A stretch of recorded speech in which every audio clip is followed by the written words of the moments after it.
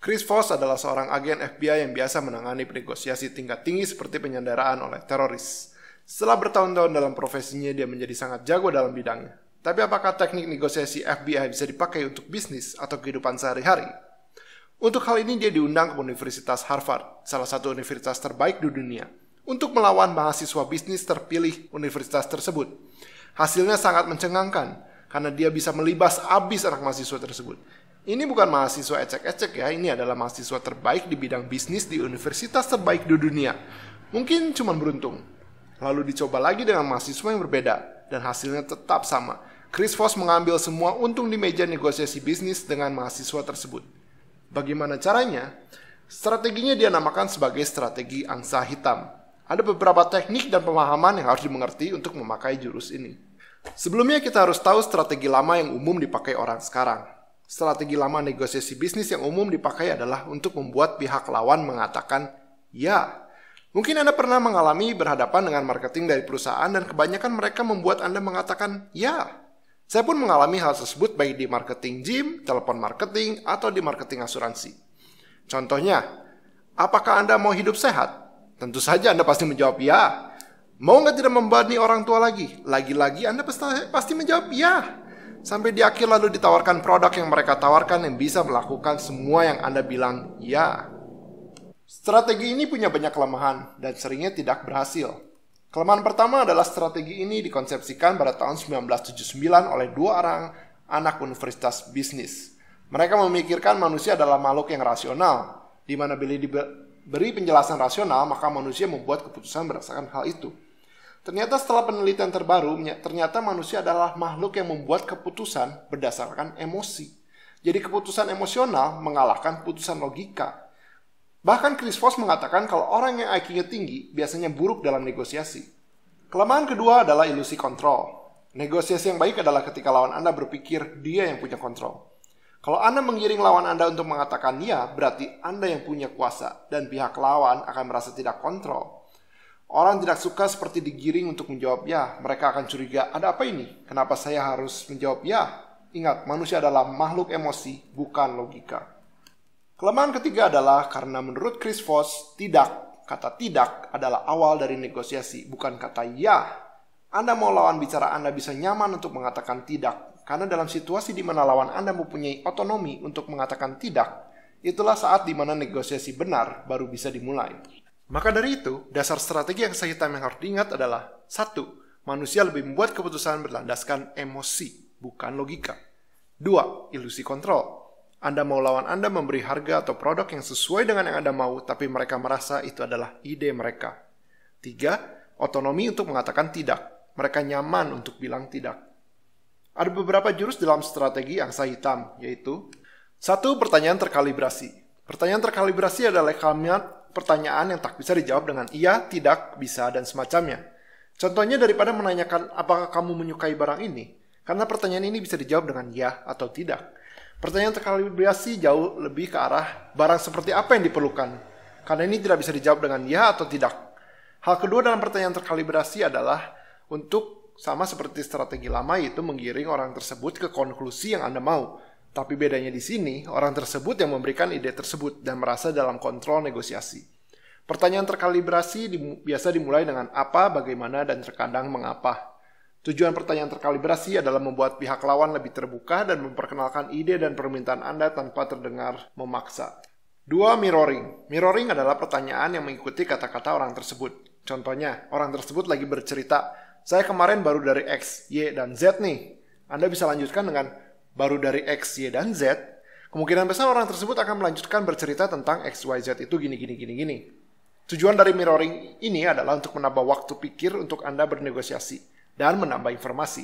Orang tersebut pun akan merasa lebih nyaman ketika kita mirroring karena mereka merasa didengarkan. Studi kasus di restoran di mana pelayan A yang mengulangi perkataan konsumen dibandingkan dengan pelayan B yang memberikan pujian halus ke konsumen, pelayan A mendapatkan tips 70% lebih banyak daripada pelayan B. Karena konsumen merasa nyaman dan didengarkan. 3. Labeling atau melabel. Melabel adalah ketika kita memberi label ke perasaan orang tersebut. Kalimat label biasa dimulai dengan tampaknya, sepertinya, dan kayaknya. Contohnya lawan bicara Anda terlihat marah. Maka Anda bisa melabel, sepertinya Anda marah dengan situasi ini. Hal ini untuk mengurangi konflik emosi dari pihak lawan. Bisa juga untuk hal yang positif. Tampaknya Anda sangat antusias dalam menangani pasien Anda. Hal ini akan menambah emosi positif di lawan Anda. Jadi labeling di saat penggunaan yang tepat akan mengurangi emosi negatif atau menambah emosi positif seseorang. 4. Diam secara dinamis. Diam adalah alat komunikasi yang ampuh. Diam dalam saat tertentu dapat memberikan dampak yang sangat besar dibandingkan bila Anda berbicara terus-menerus. Ini dipakai untuk memberi pihak lawan waktu untuk berpikir dan mengumpulkan pikirannya. Ini pun dapat dipakai untuk menguatkan hal terakhir yang Anda katakan. Biasanya dipakai setelah Anda mengeluarkan labeling ke seseorang. Semua jurus tersebut dipakai untuk mencari angsa hitam. Angsa hitam adalah untuk mengetahui apa yang tidak diketahui. Mencari landasan emosi orang lain membuat keputusan tersebut. Bagaimana tahu ketika Anda mendapatkan angsa hitam? Yaitu ketika Anda mendapatkan kata "That's right" atau "Ya betul". Ini adalah ketika Anda betul meringkas apa yang lawan Anda inginkan. Ketika lawan Anda bisa bilang, "Ya betul itu." Ini berarti Anda bisa mengartikulasi cara pandang dan emosi lawan bicara Anda. Mengertilah sudut pandang lawan bicara Anda dan hanya ketika mereka merasa dimengerti, Anda bisa mendapatkan apa yang Anda inginkan dari negosiasi tersebut. Dalam salah satu kasusnya, Chris Voss ketika negosiasi penyanderaan di Filipina, dia bisa membuat terorisnya mengatakan, "Ya betul." Dan hal ini berujung pada pembebasan sandera tanpa meminta imbalan balik. Karena sang teroris merasa dimengerti oleh Chris Voss. Itulah kekuatan angsa hitam. Catatan, ya itu benar tidak sama dengan ya kamu benar. Ya itu benar merujuk pada subjek pembicaraan di mana lawan Anda membuat landasan emosi keputusannya. Ya kamu benar merujuk pada apa yang kamu katakan ada betulnya, tapi tidak masuk dalam kelandasan emosi keputusannya. Tips dalam mencari angsa hitam. Bertemu tatap muka lebih baik dalam bernegosiasi. 7, 38, dan 55. Ini adalah angka yang harus diingat. Penelitian menunjukkan bahwa komunikasi dapat dilihat dari 7% kalimat, 38% intonasi, dan 55% bahasa tubuh. Orang memberikan signal paling besar dari bahasa tubuh, dan kedua dari intonasi. Kalimat yang mereka ucapkan tidak mengungkapkan banyak hal. Jadi Anda bisa membaca dan mengungkap emosi orang lain paling baik dari tatap muka. Seringkali pembicaraan di WA berubah dari ringan menjadi serius hanya karena pihak lawan menangkap apa yang Anda tulis salah. Itu karena absennya intonasi dan bahasa tubuh, sehingga kesalahpahaman dapat terjadi.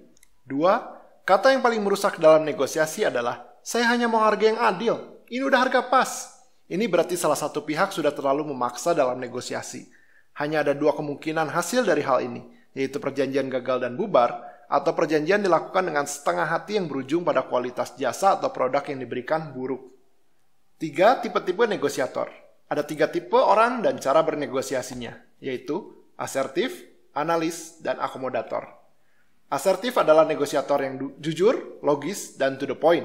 Mereka nggak muter-muter, namun malah terkadang dipersepsikan sebagai agresif. Kejelekan dari asertif adalah mereka suka menang, dan kalau Anda kasih sedikit hati, mereka bakal ambil jantung. Proyek selesai lebih penting daripada solusi yang sempurna. Mirroring adalah strategi terbaik untuk melawan orang tipe ini, karena mereka suka didengarkan. Anda harus mendapatkan, ya itu betul dari tipe ini karena mereka hanya akan fokus ke apa yang mereka harus katakan, dan baru akan mendengarkan ketika mereka yakin mereka sudah dimengerti. Bila ada suasana sunyi atau diam, maka seorang asertif akan menangkap itu adalah kesempatan untuk berbicara lebih. Mindset seorang asertif adalah waktu sama dengan uang. Dia mementingkan dirinya didengar.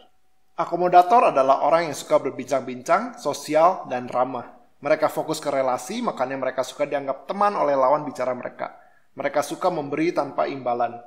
Kejelekan ketika bertemu dengan orang yang tipe akomodator adalah mereka suka ngalur ngidur kemana-mana dan off topic. Sehingga hasil meeting Anda terkadang lama banget untuk mencapai kesimpulan. Dan mereka juga suka bilang iya hanya karena tak mau nyakitin perasaan Anda. Padahal mereka tidak sanggup menyanggupi perjanjiannya. Gunakan pertanyaan terkalibrasi untuk menghadapi tipe seperti ini. Supaya topik pembicaraan tidak terlalu kemana-mana dan bisa mencapai kesimpulan. Pertanyaan terkalibrasi juga digunakan untuk mengetahui apakah seorang akomodator benar-benar bisa sanggup mengerjakan dan bukan hanya karena nggak enak ke Anda. Bila seorang akomodator terdiam, itu artinya dia lagi marah. Mindset seorang akomodator adalah waktu sama dengan membangun relasi. Dia mementingkan membangun relasi. Analis adalah orang yang suka banyak bertanya dan suka mempersiapkan segalanya sebelum bertemu. Mereka adalah tipe orang yang skeptis dan berhati-hati. Maka dari itu terkadang mereka dipersepsikan sebagai orang yang dingin. Mereka lebih suka bekerja sendiri dan lambat dalam menjawab pertanyaan terkalibrasi. Kejelekan seorang analis adalah mereka nggak suka dikejutkan, dan kalau Anda pertama kali bertemu dan bernegosiasi, Anda akan dipandang curiga olehnya. Jangan langsung menutup perjanjian bila baru pertama kali bertemu. Kalau mereka dikasih barang gratisan atau jasa, mereka akan menganggap adanya jebakan.